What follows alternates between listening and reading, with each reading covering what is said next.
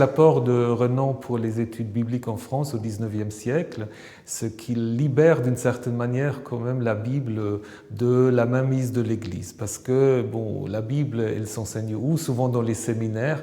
À l'université, on fait de la philologie, mais on ne s'attaque pas à des questions d'histoire. Il est un des premiers à faire ça en France. Parce que tous les autres qui enseignent la Bible, ils sont un peu sous la mainmise quand même de l'Église. Et même s'ils le pensent, ils ne peuvent pas aller aussi loin qu'est allé Renan. Donc je pense que Renan a rendu un peu la Bible à la société laïque. Et c'est un des rares en France qui a fait cela, puisque dès 1905, avec la séparation Église-État, les études bibliques ont un peu disparu, à part l'Alsace, on a un statut un peu différent, mais aucune université ne fait plus des études bibliques. Et donc, c'est un peu quand même encore l'héritage de Renan qui fait que la France n'a pas totalement décroché avec ce type de travail critique sur les textes bibliques.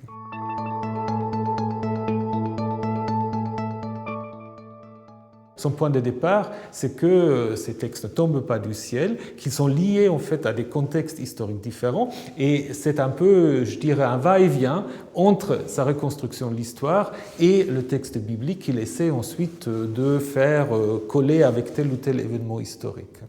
Il n'a pas encore ce que nous avons aujourd'hui. L'archéologie de la Palestine est vraiment à ses tout premiers débuts. Donc là, il ne peut pas encore faire intervenir ce qu'on fera aujourd'hui davantage, encore les observations qui peuvent se baser sur des fouilles archéologiques. Donc il travaille plus, je dirais, sur le texte. Donc c'est plutôt en fait des démarches de ce que les Allemands appellent littéraire critique, mais qui n'est pas tellement la critique littéraire dans le sens moderne, mais qui est plutôt une observation des contradictions, des répétitions, des différences stylistiques. Et c'est là aussi ce qu'il va exploiter pour ensuite reconstruire des textes plus anciens qui ont été combinés au fur et à mesure des développements pour former ensuite le Pentateuque.